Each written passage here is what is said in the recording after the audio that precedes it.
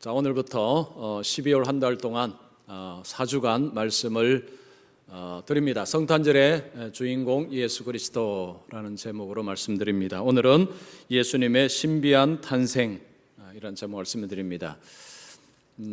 이전에는 12월 달이 되면 길거리에 크리스마스 장식과 캐롤을 듣는 것이 쉬웠습니다. 12월 달만 되면 이제 그런 노래들이 계속해서 흘러나면서 이제 크리스마스 시즌이 되었구나라는 것을 모두가 알 수가 있었습니다. 자, 그런데 지금은 전혀 그렇지 않습니다. 12월 달이 되어도 크리스마스 시즌이 왔는지 오지 않았는지 전혀 느낄 수 없을 정도로 크리스마스 캐롤이나 장식품들이 이제는 자취를 감추고 있습니다. 자, 여러분, 왜 이런 일이 벌어졌을까요? 첫 번째 이유는 이 저작권 때문입니다. 저작권료라는 것이 있어서 크리스마스 캐롤을 그냥 함부로 틀 수가 없습니다. 돈을 내고 틀어야 됩니다. 가게에서는 그 돈을 지불하고 노래를 튼다는 것이 사실은 비용이 들기 때문에 주저하게 됩니다. 그러니까 이전처럼 크리스마스 캐롤을 틀기가 어려워진 것입니다. 미국의 모라이 캐리라는 그런 가수가 있습니다. 이 가수가 크리스마스 노래 한 곡으로 저작권료를 받았는데 지금까지 번 돈이 550억 원이라고 합니다. 한 노래로 550억 원을 벌었습니다. 이 저작권료라는 것이 굉장히 돈을 버는 사람한테는 엄청난 돈이 들어오는 것이고, 이 돈을 내는 사람한테는 이 부담이 굉장한 것입니다. 자, 그러다 보니까 이제는 12월 달이 되어도 크리스마스 시즌이 다가가고 크리스마스가 다가와도 거리에서 크리스마스 캐롤을 듣는 것은 이제 어려워졌습니다. 또 한 가지 이유가 있습니다. 기독교에 대한 관심이 점점 사라지고 있기 때문입니다. 교회에 관한 공격들, 교회에 관한 나쁜 소문들, 자, 이런 것들이 기독교 그리고 예수님 이런 것들에 대한 관심이 점점 약해지다 보니까 이 가게들이 그런 장식을 하는 것을 예전처럼 그렇게 하지 않는다는 것입니다. 이제는 이전과는 완전히 다른 세상에 우리가 살고 있습니다. 세상은 그렇다 할지라도 여러분, 교회에서는 12월이 되면 이제 크리스마스 시즌에 대한 준비가 필요하고 주님의 오심에 대한 이런 관심을 가지는 것이 필요합니다. 여러분, 앞에 보시면 크리스마스 트리 장식을 지난주에 몇 분이 오셔서 수고하셨습니다. 그리고 외벽의 장식도 지금 준비를 하고 있고 아마 이번 주에는 외벽 장식이 될 것입니다. 외부의 사람들이 교회 근처를 다니다가 교회 이 외벽에 있는 그런 장식을 보면서 크리스마스 시즌이 왔구나, 크리스마스가 이제 다가오는구나 라는 것을 느낄 수 있도록 교회가 이런 것을 하는 것은 이제는 정말 중요하게 되었습니다. 이제는 세상이 다 했기 때문에 교회가 좀 덜 해도 괜찮은, 지금은요 세상이 안 하기 때문에 교회가 어떻게 보면 더 잘 해야 되는 이런 시대가 되었습니다. 자, 크리스마스는요, 세상은 즐거운 날, 선물 나누는 날, 그렇게 생각을 합니다. 너무 그렇게 생각하는 것도 문제지만 생각을 너무 안 하는 것도 문제입니다. 그래도 성탄절 하면 예수님이 오신 날이라는 상식은 다 가지고 있습니다. 예수를 안 믿어도 성탄절 하면 예수님 오신 날, 다 그렇게 알고 있습니다. 그러나 이제는 성탄절에 대한 분위기, 이런 것들이 사라지다 보니까 세상이 예수님을 생각하는 기회도 점점 사라지고 있습니다. 자, 이럴 때에 여러분, 교회가 예수님을 계속해서 자꾸 드러내는 것이 필요합니다.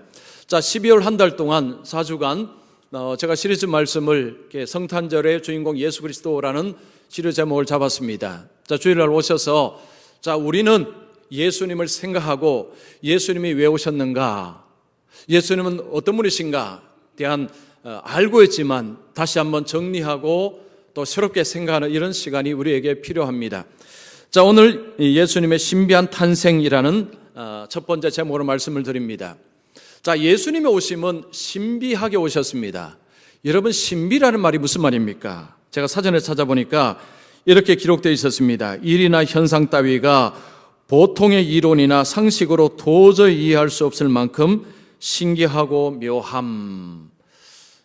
자, 어떤 일이 일어났습니다. 그런데 보통의 상식과 이론으로는 이해가 되지 않습니다. 이해되지 않을 만큼 신기한 일이 벌어졌을 때 신비하다라는 표현을 씁니다. 주님의 오심은 보통 사람들의 이론과 상식으로는 이해할 수 없을 만큼 신기합니다. 그래서 예수님의 탄생을 신비한 탄생이라 그렇게 말할 수가 있습니다. 여러분, 종교마다 종교 지도자들의 그 탄생에 대한 좀 신비스러운 것이 있습니다. 불교의 창시자는 시다르타입니다. 시다르타. 자, 여러분, 시다르타하고 붓다, 부처하고 석가모니하고 이 차이를 혹시 아십니까? 자, 오늘 여러분 상식적으로 확실하게 아시면 좋겠습니다. 시다르타는 이름입니다. 이름. 성은 고타야입니다. 고타야 시다르타. 고타야가 성이고 시다르타가 이름입니다. 붓다라는 것은, 부처라는 것은 깨달음을 통해서 어떤 자리에까지 오른 사람, 이것은 고유명사가 아니고 일반 명사입니다. 누구든지 깨달음을 하면 부처가 될 수 있다, 그런 이야기를 불교에서 합니다. 붓다, 부처라는 것은 깨달음을 하면 누구든지 될 수 있는 그런 존재, 이것이 부처요 붓다입니다. 자, 석가모니, 여러분 석가모니라는 말은 또 아십니까? 석가모니는 이것은 이 샤키야의 성자라는 표현입니다. 샤키야, 이것은 시다르타가 태어난 곳이 샤키야라는 그런 나라였습니다. 샤키야의 성자라는 의미가 석가모니라는 것입니다. 그러니까 석가모니도 이름이 아닙니다. 그래서 불교의 창시자하면 시다르타, 좀 더 정확하게 말하면 고타야 시다르타, 이렇게 말하면 정확합니다. 자, 시다르타는 BC 6세기경에 출생을 했습니다. 인도의 히말라야 산에 있는 작은 나라, 이 샤키야라는 그 나라의 왕자로 태어났습니다. 자, 그의 어머니는 마야 부인이었습니다. 마야 부인이 아들을 가지기 전에 꿈을 꾸었습니다. 그 꿈에 흰 코끼리가 그 여인의 품으로 들어온 꿈을 꾸고 아들을 가졌는데 그 아들이 시다르타였습니다. 자, 이 시다르타의 전설이 많은데요. 그 전설 중에 하나가 이런 전설이 있습니다. 시다르타가 태어나서 곧바로 7걸음을 걸었습니다. 7걸음을 걷고 소리를 쳤습니다. 이런 소리를 쳤습니다. 천상천하 유아독존 상계계고 삼계계고 아당안지. 태어나서 7걸음을 걷고 이렇게 외쳤습니다. 자, 이게 무슨 뜻이냐면 하늘 위와 하늘 아래에 오직 나 홀로 존귀하다. 온 세상이 고통스러우니 내가 마땅히 이를 평안케 하리라. 그러니까 태어나서, 시다르타 태어나서 7걸음을 걷고 이렇게 외쳤다고 하는 전설이 있습니다. 자, 7걸음이라는 것이 불교의 의미가 있다고 합니다. 불교에는 6단계 윤회가 있습니다. 6단계 윤회인데 시다르타는 7걸음을 걸었습니다. 6단계 윤회를 끊었다는 것입니다. 그리고 7발을 내딛었다는 것입니다. 즉 6단계 윤회를 끊은 존재가 시다르타는 것입니다. 자, 그 이야기를 하고 있습니다. 여러분, 시다르타의 그 출생에 관한 이런 전설이, 그런 이야기가 나오고 있습니다. 자, 그러면 예수님의 탄생하고 뭐가 좀 다르냐? 여러분, 예수님께서 탄생하는 이야기를 하면서 여러분 마태복음 1장 1절부터 보면 족보 이야기 납니다. 족보. 자, 여러분, 왜 족보를 앞에 싣고 예수님의 탄생을 실었을까요? 이 족보는 예수님의 탄생이 사실이라는 것을 이야기하는 것입니다. 족보가 있다는 것은 실제적으로 태어났다는 거죠. 족보가 있다는 것. 동화 같은 이야기가 아니라 사실이고 실제라는 것을 이야기하기 위해서 이 족보가 기록이 되어 있는 것입니다. 자, 예수님의 탄생 이야기는 복음서에 기록이 되어 있습니다. 복음서는 예수님께서 죽으신 후에 얼마 있다가 바로 복음서가 기록이 되어서 교회에서 그러니까 읽혀지기 시작했습니다. 그래서 이 복음서 성경은 여러분 예수를 안 믿는 학자들도 복음서가 예수님 사후에 얼마 지나지 않아서 기록되었다는 것을 다 인정을 합니다. 대부분 인정합니다. 무슨 말이냐면 이 복음서는 굉장히 신뢰할 만한 기록이라는 것입니다. 예수님의 탄생이 이렇게 기록이 되었다, 출처가 분명하다, 그 이야기를 성경은 하고 있습니다. 자, 예수님의 탄생하고 다른 종교의 탄생하고 또 차이가 있습니다. 시타르타는 탄생하고 난 이후에 7걸음을 걷고 소리를 치고 그런 이야기 하죠. 예수님은 탄생한 이후에 그런 기록은 없습니다. 예수님의 탄생하기 전 어떻게 탄생하셨나, 그 이야기를 하고 있는데 그것이 신비롭다는 것입니다. 자, 우리가 이것을 아는 것이 왜 그렇게 중요하냐면 예수님의 탄생의 신비로움은 예수님이 사람과 다르다는 것을 이야기합니다. 즉 예수님은 십자가로 지러 오셨는데 예수님은 십자가를 지시고 모든 인생의 죄를 구원하실 수 있는 자격이 있는 자라는 것을 이야기하는 것입니다. 이걸 믿느냐 안 믿느냐는 엄청난 차이가 있습니다. 자, 그러면 본문을 보겠습니다. 자, 먼저 첫 번째, 예수님은 처녀의 몸에 성령으로 잉태되셨습니다. 자, 오늘 본문에 보면 예수님은 처녀의 몸에 태어나셨다라고 이야기합니다. 동정녀 탄생입니다. 자, 18절 한번 보십시오. 예수 그리스도의 나심은 이러하니라. 그의 어머니 마리아가 요셉과 약혼하고 동거하기 전에 성령으로 잉태된 것이 나타났더니, 자, 이게 중요한 것이 동거하기 전에, 약혼하고 동거하기 전에 성령으로 잉태되었다라는 표현입니다. 예수님은 마리아와 요셉이 약혼을 한 이후에 동거를 하기 전에 마리아가 아기를 가졌다는 것입니다. 어떤 사람은 그렇습니다. 약혼하고 동거했겠지, 그러니 예수가 생겼겠지, 그런 의심을 하는 사람들이 있습니다. 자, 그런데 오늘 본문 보십시오. 동거를 안 했다라고 분명히 이야기합니다. 그리고 성령으로 잉태되었다는 것을 분명히 이야기합니다. 자, 예수님께서 성령으로 잉태되셨다는 것은 뭘 이야기할까요?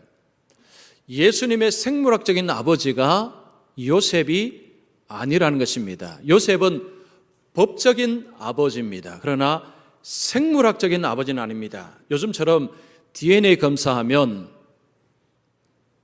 예수님과 요셉은 일치하지 않는다는 것입니다. 성령으로 잉태되었다는 것은 여러분, 예수님의 아버지가 누구라는 것입니까? 하나님이라는 이야기입니다. 성령으로 잉태되었다는 것은 예수님의 아버지는 하나님이라는 것을 말하는 것입니다. 성경은 예수님의 아버지가 하나님이라는 것을 이야기합니다. 예수님께서 성부 하나님을 아버지라고 부르셨습니다.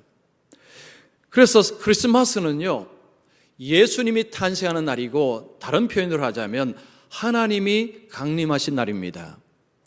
성탄절은 하나님이 강림하신 날입니다. 그냥 단순히 예수님이 탄생하는 날이 아니라 하나님이 이 땅에 오신 날이 크리스마스라는 것입니다. 그래서 의미가 있는 것입니다. 자, 그런데 하나님이 이 땅에 오셨다, 하나님이 사람이 되셨다, 여러분, 이 성육신 사건은 믿기가 정말 어렵습니다. 어떤 분은 그런 이야기 했어요. 여러분, 기독교에서 믿기 가장 힘든 것은 성육신 사건이다. 하나님이 사람이 되신 사건은 다른 무엇보다도 가장 믿기가 어렵다라는 이야기를 했습니다. 여러분, 한번 생각을 해보십시오.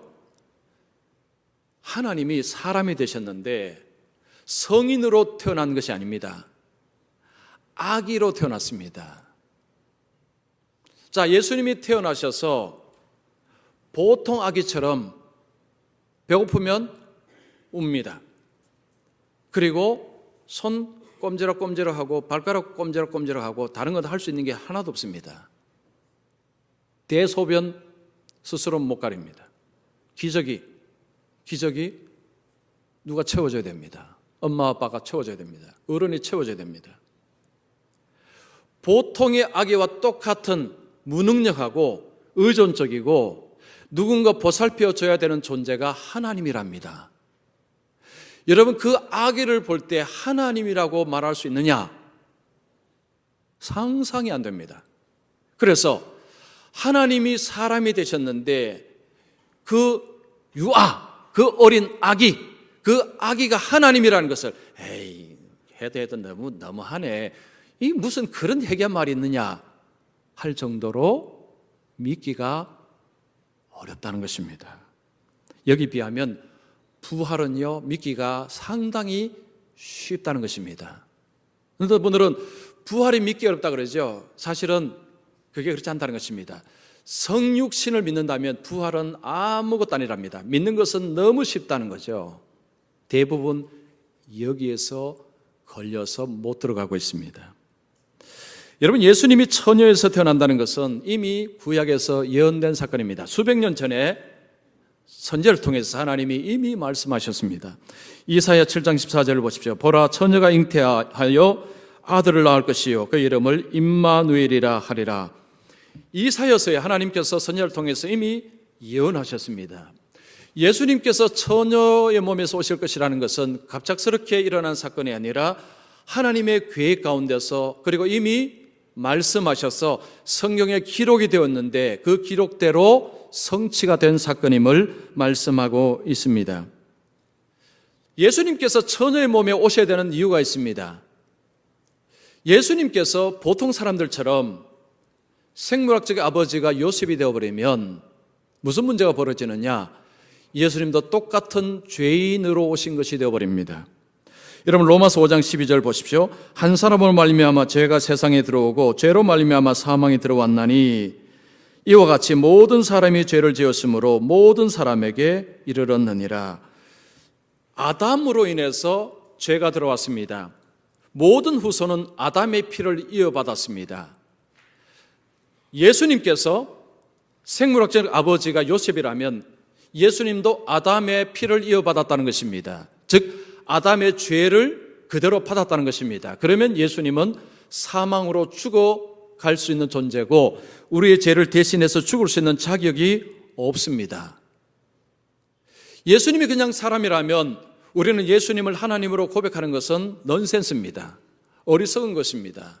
이건 무식한 것입니다. 세상에 이렇게 무식한 것이 없습니다. 그런데 우리가 예수님을 하나님으로 경배하고 나의 구원주로 그렇게 모실 수 있는 이유는 예수님은 동정녀 탄생하신 분이시기 때문에, 예수님은 죄가 없는 분이기 때문입니다. 여러분, 이것은 예수 믿는 데에 가장 중요한 것입니다. 제가 유학생활 할 때에 다른 교단의 전도사님하고요, 저보다 한 2살 많았습니다. 그분하고 그냥 저녁에 이런저런 이야기를 하는 가운데서 이 전도사님이 깜짝 놀란 이야기를 했습니다. 저보고, 김 목사님, 성경의 다른 기적은 이렇게 그냥 믿을 수 있는데 이 동정녀 몸에서 탄생했다는 것은 이건 참 잘 안 믿어져요 라고 하는 것입니다. 한국에서 신학교를 졸업하고 유학을 오신 분입니다. 아직 목사가 안 되었지만 곧 목사가 될 분인데 예수님의 성육신을 못 믿겠다고 이야기합니다. 제가 깜짝 놀랐습니다. 아니, 전도사님이 이걸 못 믿으면 이거 어떡합니까? 그럼 제가 물었어요. 그러면 예수님의 아버지가 요셉이란 말입니까? 그러면 예수님이 죄인이 되어버리는데 죄인이 어떻게 우리를 구원할 수 있습니까? 그러면 전도사님은 뭘 설교하십니까? 물었어요. 그러니까 대답을 잘 못했습니다. 예수님께서 그냥 보통 아버지 어머니 태어났으면 예수님은 죄인이고 그러면 우리를 구원할 수가 없습니다. 성경은 예수님이 죄가 없다라고 분명히 이야기합니다. 여러분, 히브리서 4장 15절 보십시오. 우리에겐 대제사장은 우리 연약함을 동정하지 못하실 리가 아니요 모든 일에 우리와 똑같이 시험을 받으신 이로되 죄는 없으시니라. 자, 성경에 보십시오.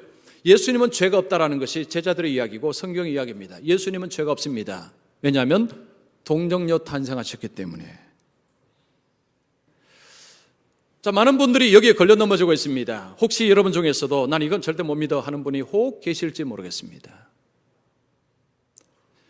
여기에서 걸려 넘어지면 십자가 예수님은 당연히 못 믿습니다. 그 예수님이 나를 구원하러 오신 분은 믿을 수가 없습니다. 똑같은 사람이 어떻게 나를 위해서 십자가에 죽는다고 나를 구원할 수가 있습니까? 그것은 불가능한 이야기입니다. 예수님의 성육신 사건은요, 머리로 이해할 수 있는 사건이 아니라 믿음으로 이해를 해야 되는 사건입니다. 지난주에 제가 창조 이야기했죠. 자, 하나님의 말씀으로 세상을 창조하신 것은 과학의 영역으로, 이성의 영역으로 이해할 수 있는 사건이 아닙니다. 믿음으로 이해할 수 있는 영역이라고 말씀드렸습니다. 똑같습니다. 하나님이 사람이 되셨다, 처녀의 몸에서 예수님이 탄생하셨다라는 것은 과학과 지식의 영역으로는 이해할 수가 없습니다. 믿음의 영역에서 받아들여야 될 사건입니다. 성경에는 수많은 기적의 이야기가 나옵니다. 여러분, 과학적인 관점으로 보면 하나도 받아들일 수 없습니다. 그럼 성경을 그대로 덮어야 됩니다. 성경에는 수많은 일들이 일어나는데 우리의 이성과 과학으로는 도무지 해결이 되지 않습니다. 그런데 우리는 그 사건을 있는 그대로 받아들입니다. 왜냐하면 믿음이 있기 때문입니다. 여러분, 믿음은 겸손함에서 나옵니다. 겸손하지 않은 자는 믿을 수가 없습니다. 교만한 자는 못 믿습니다.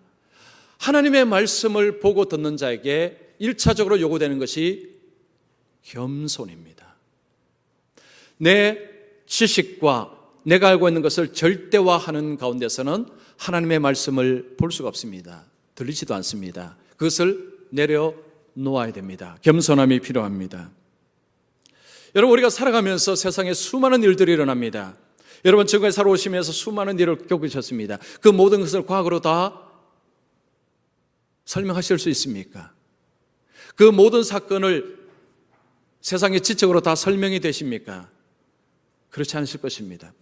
여러분, 세상에 일어나고 우리가 경험한 수많은 사건들이 과학으로 설명 안 되는 것들이 수두룩 빽빽합니다. 정말 많습니다. 세상을 과학으로만 보는 사람은요, 결국 그 과학의 한계에 갇혀서 그 안에서 죽을 수밖에 없습니다. 세상은 과학을 넘어선 사건들이 정말 많습니다. 못 믿겠다라는 생각이 드시는 분은 성경을 보십시오. 믿음은 들음에서 납니다. 들음은 그리스도의 말씀에서 난다고 했습니다. 말씀 앞에 말씀의 빛을 볼 때에 믿음이 생성이 되고 그 믿음으로 성경을 볼 때 성경의 이해가 되기 시작합니다. 즉 받아들여지는 것입니다. 예수님께서 이 땅에 하나님이신데 사람으로 오셨다, 처녀의 몸에 오셨다라는 것은 믿어도 되고 안 믿어도 되는 사건이 아닙니다. 반드시 믿어야 합니다. 그래야 예수님이 십자가에서 죽으신 사건, 예수님은 무죄하시기 때문에, 하나님이시기 때문에 그 예수님이 죽으신 사건이 나의 죄를 깨끗하게 씻는 사건이 된다는 것을 확실히 믿을 수가 있습니다. 여러분, 십자가의 사건이 안 믿기는 분들은 어디로 가야 되느냐? 성육신 사건으로 가야 됩니다. 거기서 정말로 내가 이 예수님이 하나님이시냐, 내가 하나님으로 믿고 있느냐, 이거 질문을 해봐야 됩니다. 여러분, 크리스마스는요, 하나님이 오신 날입니다. 하나님이 오신 날입니다. 죄 없으신 하나님이 인간으로 오신 날이 바로 크리스마스입니다. 성경은 우리에게 이 성육신 사건, 이것을 믿을 것을 요구하고 있습니다. 자, 두 번째, 예수님은 하나 빠졌습니다. 요셉과 마리아의 믿음과 순종으로 태어나셨다. 요셉이 빠졌습니다. 자, 예수님은 요셉과 마리아의 믿음과 순종으로 이 땅에 태어나셨습니다. 여러분, 예수님의 탄생이 신비로운 사건입니다. 이때의 마리아의 나이가 얼마냐면 10대 중후반입니다. 우리나라식으로 말하면 중3, 고1 정도입니다. 여러분, 중3, 우리 어른들 입장에서 중3, 고1을 보면 아로 보입니다. 아가 무슨 말이죠?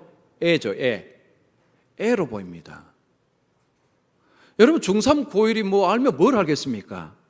그런데 그 나이에 엄청난 일이 벌어졌습니다. 아기가 생긴 것입니다. 여러분, 상상을 해보십시오. 이 마리아가 받았을 충격이, 이건 뭐 상상을 초월합니다. 이걸 어떻게 이걸 해석을 하겠습니까? 뭐 어른 뭐 30대 40대 일어나도 충격이 클 텐데 애한테 이런 일이 났으니까 이건 보통 충격이 아닙니다. 자, 그리고 요셉을 보십시오. 요셉은 어떻습니까?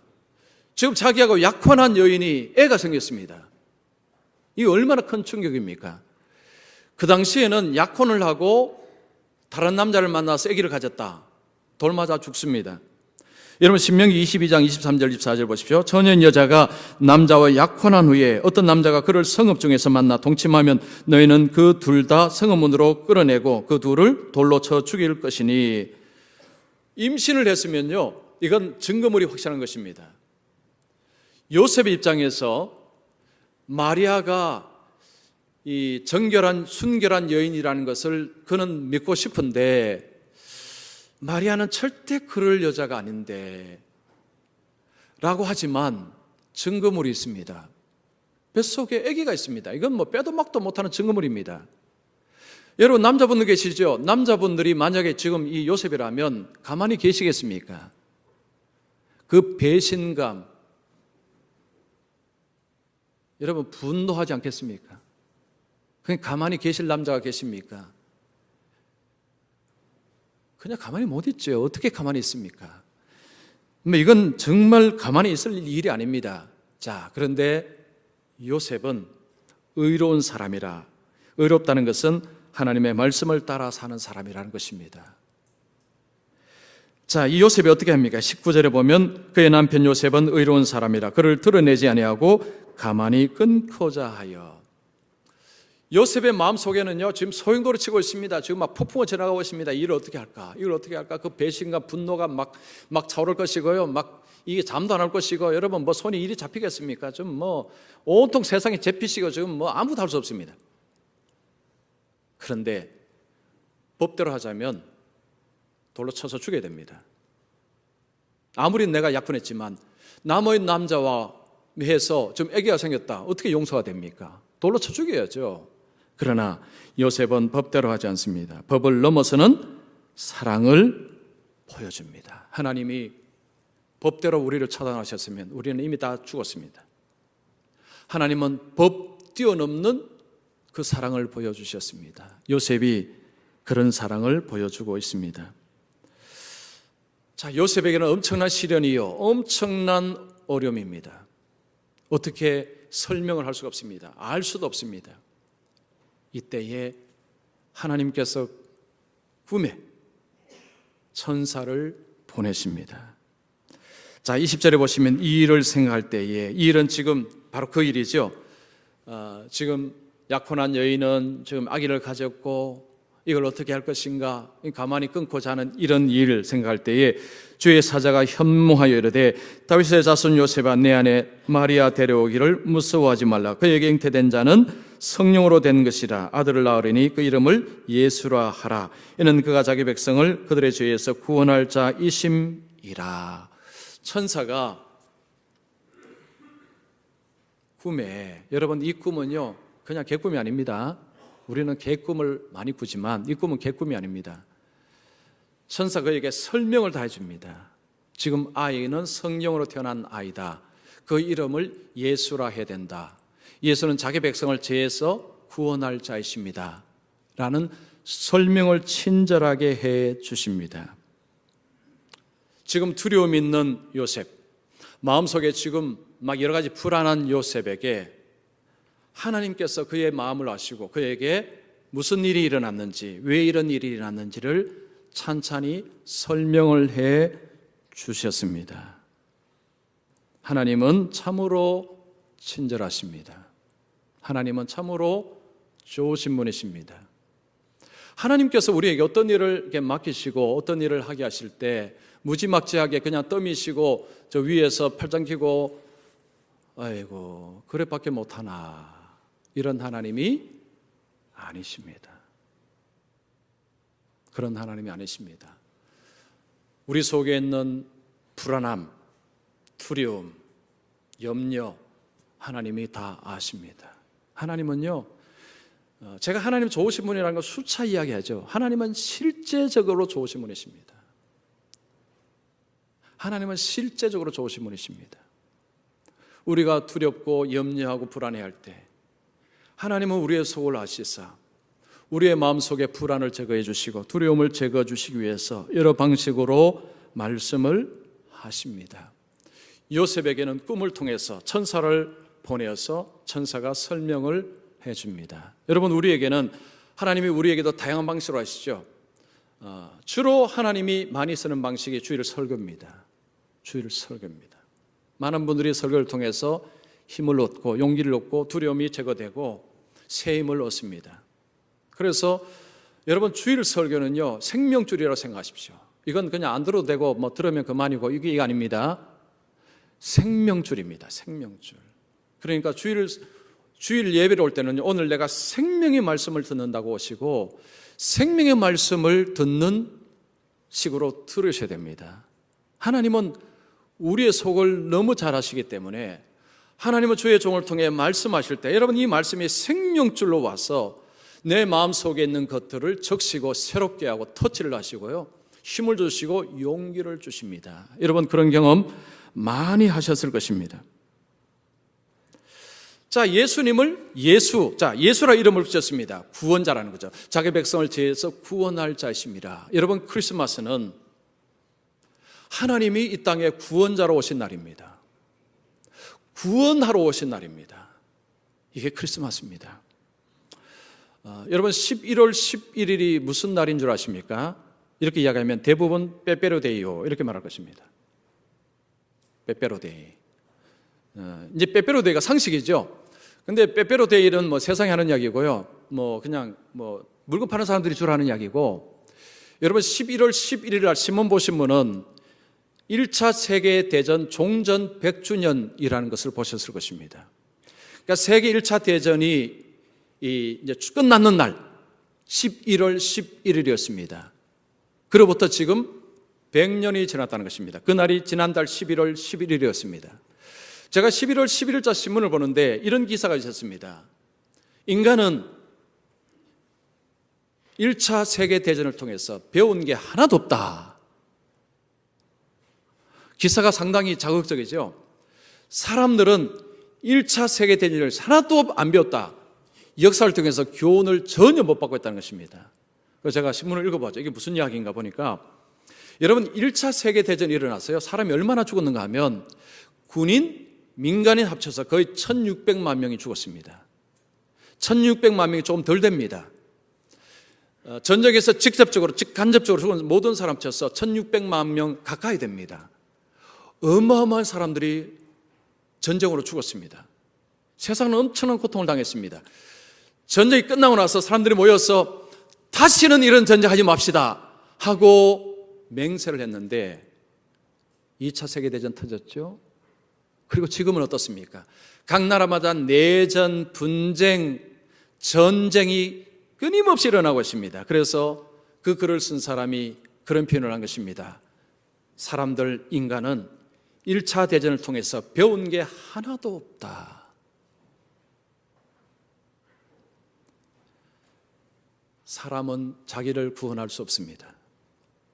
사람은 자기 능력으로 평화를 만들어낼 수 없습니다. 그것을 11월 11일 100주년을 통해서 세상이 공포하는 것입니다. 사람은 스스로 구원할 수 없다. 사람은 평화를 스스로 못 만든다. 물론 신문은 그런 이야기를 안 합니다. 그러나 그 내용이 핵심이 바로 그거였습니다. 여러분, 예수님께서 왜 오셨느냐? 인간은 스스로 자기를 구원할 수 없기 때문에, 인간은 스스로 평화를 못 만들기 때문에 하나님이 이 땅에 직접 오셔서 구원자로 오신 것입니다. 여러분, 예수 믿는 사람은요, 예수님이 오신 이유를 분명히 알고 있어야 됩니다. 세상은 자기를 구원할 수 없기 때문에, 인간은 누구도 자기를 구원할 수 없기 때문에 예수님이 반드시 오셔야 되었다는 거죠. 예수님을 통해서만 구원이 된다는 것, 그것을 이야기하고 있습니다. 자, 하나님은 요셉에게 예수님이 왜 오시는가를 설명해 주었습니다. 요셉이 어떻게 합니까? 여러분 24절 보십시오. 요셉이 잠에서 깨어 일어나 주의 사자의 분미대로 행하여 그의 아내를 데려왔으나 아들을 낳기까지 동침하지 아니하더니 나음의 이름을 예수라 하니라. 자, 하나님께서 그에게 말씀하신 것을 그는 믿었습니다. 아하, 성령으로 잉태된 것을 믿었습니다. 그리고 분부대로 행동했습니다. 순종했습니다. 아들의 이름을 예수로 지었습니다. 믿음으로 순종했습니다. 여러분, 믿음은 순종을 유발시킵니다. 히브리서 11장 8절 보십시오. 믿음으로 아브라함은 부르심을 받았을 때에 순종하여 장래 유업으로 받을 땅에 나갈새 갈 바를 알지 못하고 나갔으며, 아브라함은 고향에 있을 때 하나님이 그를 불러서 가라고 했습니다. 믿음으로 받아들였습니다. 그리고 순종해서 나갔습니다. 믿음은 순종을 유발합니다. 여러분이 삶 속에서 말씀을 따라 순종하지 않으신다면 여러분은 믿음이 없는 것입니다. 교회를 50년, 60년 다니셔도 순종하지 않으신다면 결국 믿음이 없는 것입니다. 그러니까 종교적인 모습은 있습니다. 그러나 믿음은 빠진 것입니다. 믿음은 우리를 순종케 합니다. 예수님께서 이 땅에 오셔서 구원자로 오셨을 때 예수님은 그냥 저 하늘에서 그냥 사람이 갑자기 어른이 딱 되어서 그냥 십자가 딱 지시고 하지 않으셨습니다. 예수님은 마리아의 몸에서 마리아의 믿음과 순종을 통해서 요셉의 믿음과 순종을 통해서 그 가정에서 예수님은 한 어린아이로 나오셨고 그리고 자라나셨습니다. 여러분, 이것은 우리에게 중요한 것을 말합니다. 예수님이 이 땅을 구원하실 때, 생명을 구원하실 때 하나님은 혼자도 하시지만 하나님은 그렇게 하지 아니하시고 믿음의 사람들의 믿음과 하나님의 사람들의 믿음과 순종을 통해서 이 땅에 하나님의 구원의 역사를 이루어 가신다는 것입니다. 자, 여러분께 질문 드리겠습니다. 자, 여러분의 삶의 믿음과 순종을 통해서 그 주님의 구원자 되심을 세상에 드러내고 계십니까? 여러분 직장이나 아니면 학교에서 여러분 어디에서든지 여러분의 믿음과 순종을 통해서 예수님이 이 땅에 오신 구원자이심을 여러분의 삶을 통해 세상에 드러내시며 여러분 주위에 있는 사람들이 여러분을 통해서 예수님을 느끼고 계십니까? 예수님을 알아가고 있습니까? 여러분, 크리스마스는 이 땅에 하나님이 오신 날입니다. 그런데 그 하나님은 마리아와 요셉의 믿음과 순종을 통해서 이 땅에 오셨습니다. 사람의 노력이 아닙니다. 하나님이 오시는데 사람의 노력은 하나도 필요 없습니다. 믿음과 순종이 요구되었습니다. 지금도 하나님은 이 땅에 하나님의 구원의 역사를 이루어갈 때 하나님의 교회를 통해서 교회의 믿음과 순종을 통해서 하나님의 구원의 역사를 이루어 가십니다. 오늘날 교회가 너무 욕을 먹습니다. 누구 때문에요? 우리 때문에. 저와 여러분 때문에 욕먹고 있습니다. 우리가 믿음과 순종으로 살지 않기 때문에 세상은 주님을 전혀 못 보고 있습니다. 안 보입니다. 교회를 받아 주님이 안 보입니다. 우리가 다 가로막고 있습니다. 자, 크리스마스 주님이 오신 날은 좋은 날인데 주님께서 이 땅에 오신 이유, 구원하러 오셨습니다. 우리를 구원하고 세상을 구원하러 오셨습니다. 거기에 과연 나는 정말로 주님 오신 것이 너무 기쁘고 감사하고 주님 나를 구원해 주셔서 감사합니다. 그리고 하나님 나만 구원받아서 되겠습니까? 내 주위에 있는 사람들, 또 다른 사람들, 그들을 구원하는데 내 자신을 드리겠습니다. 믿음으로 순종하는 삶이 요구가 된다는 것입니다. 오늘 보니까 많이 빠졌어요. 어디 가셨는지 모르겠지만 많이 빠지셨습니다. 자, 여러분, 우리의 삶에요 정말 믿음으로 순종하는 것이 너무너무 필요합니다. 세상 바라보지 마시고요, 정말로 주님 바라보시고 그 주님만을 위해서 믿음으로 순종하고 그렇게 살아가셔서 여러분 삶을 통해 그 예수님이 구원자이심, 예수님이 하나님 되심이 드러나고 그래서 우리 하나님 앞에 영광스럽게 쓰임받는 그런 삶이 되시기를 축원합니다. 기도하겠습니다.